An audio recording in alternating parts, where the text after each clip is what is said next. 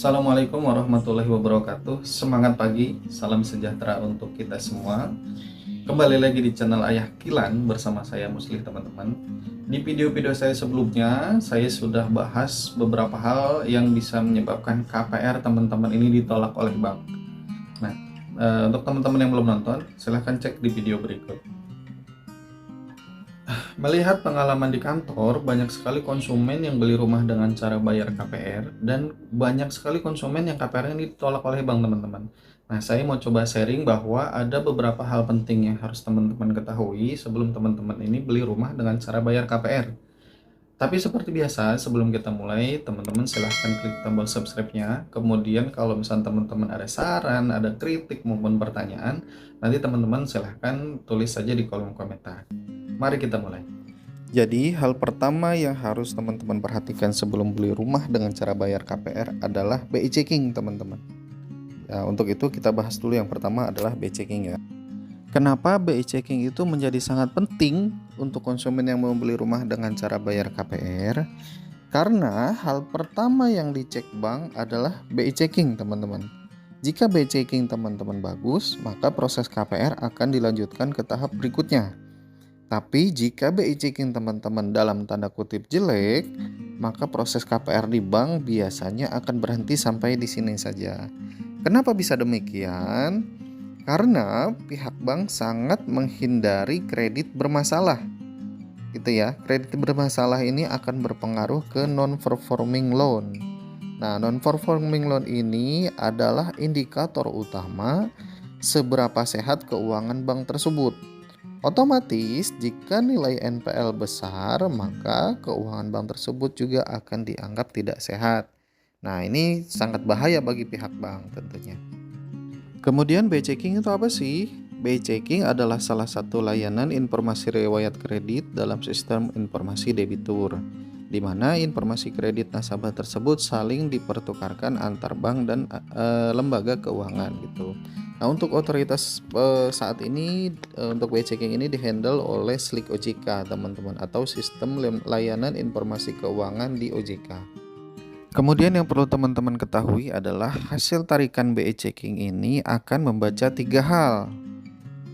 Yang pertama adalah debitur pernah punya cicilan di mana saja.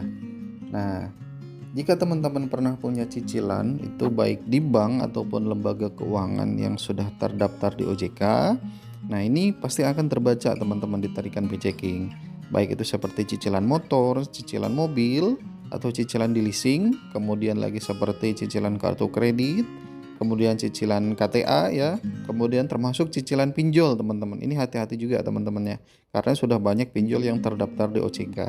Kemudian juga seperti cicilan e-commerce seperti Shopee Pay Later, Kredipo, Akulaku. Nah, ini teman-teman mungkin harus berhati-hati juga ya. Jangan mohon dalam artian gini, mohon teman-teman lebih bijak dalam penggunaannya. Kenapa? Karena jika misal ini pembayarannya tidak lancar ya ini jadi bumerang nantinya gitu. Kemudian berikutnya di tarikan BI checking ini akan membaca teman-teman ini pembayaran cicilannya lancar atau tidak. Nah, untuk hal lancar atau tidaknya cicilan ini di BI checking ini dikategorikan ada 5 kategori, teman-teman. Yang pertama adalah kolektibilitas 1, teman-teman, atau istilah BI checkingnya ini adalah kredit lancar ya, teman-teman. Nah, tentunya untuk kredit lancar ini konsumen bayar cicilannya sesuai tanggal jatuh tempo, atau mungkin sebelum tanggal jatuh tempo pun konsumen sudah bayar.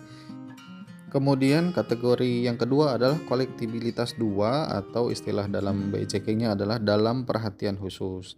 Nah, DPK ini atau kolek 2 ini terjadi telat bayar dari 1 sampai 90 hari.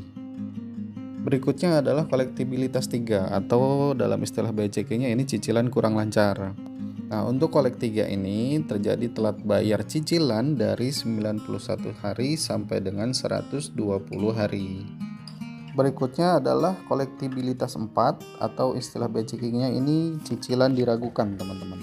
Nah, cicilan diragukan ini terjadi telat bayar dari 121 hari sampai dengan 180 hari dari tanggal jatuh temponya. Kemudian yang terakhir adalah kolektibilitas 5, atau istilah BI checking adalah kredit macet, teman-teman.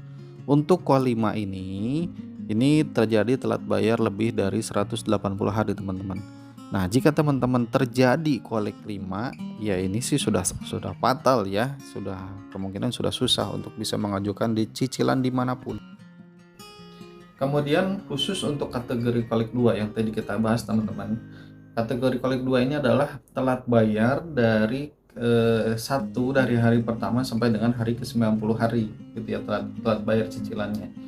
Untuk konsumen yang telat bayarnya hanya 1 hari, 2 hari, 3 hari, atau misalkan 1 minggu dari tanggal jatuh tempo pembayaran, biasanya ini masih bisa dikasih kesempatan oleh pihak bank. Biasanya pihak bank masih bisa bantulah seperti itu teman-teman. Tapi kalau misalkan misalkan teman-teman punya cicilan 1 tahun, misalkan gitu ya. Nah, di cicilan setiap bulannya teman-teman selalu telat, sehari 2 hari, tapi tiap bulan telat terus nih bayar cicilannya. Ini juga nggak bisa dibantu teman-teman. Kenapa? Karena untuk konsumen yang cara bayar seperti ini sudah jadi karakter. Ini di bank ini akan dibaca sebagai habit atau kebiasaan. Nah, hal ini pun tidak bisa dibantu oleh pihak bank. Kemudian yang terakhir yang terbaca di tarikan BI Checking adalah sisa outstanding cicilan yang masih berjalan ini berapa, gitu teman-teman. Jadi tadi teman-teman pernah punya cicilan di mana aja. Yang kedua, ini pembayaran cicilan teman-teman ini aman atau enggak gitu ya, lancar atau tidak gitu. Kemudian yang ketiga adalah cicilan teman-teman ini apakah masih ada yang berjalan atau tidak. Nah, kalau misalnya teman-teman masih ada cicilan yang sedang berjalan, ini sisanya berapa lagi? Nah, ini pun akan dihitung nanti oleh pihak bank teman-teman. Sebenarnya untuk hal sisa outstanding cicilan ini menjadi hal yang sangat krusial teman-teman. Karena kebanyakan untuk teman-teman yang beli rumah dengan cara bayar KPR, di awal itu saat awal pembelian mereka minta tolong sama salesnya, "Mas, saya minta tolong BI checking dulu dong," gitu. Nah, si sales minta tolong sama si pihak bank untuk dilakukan BI checking. Nah, katakanlah pihak bank menginformasikan bahwa BI checkingnya bagus, aman, silahkan.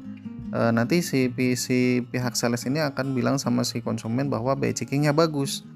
Nah, pihak bank pun hanya melihat di cicilan di histori pembayaran cicilannya saja teman-teman.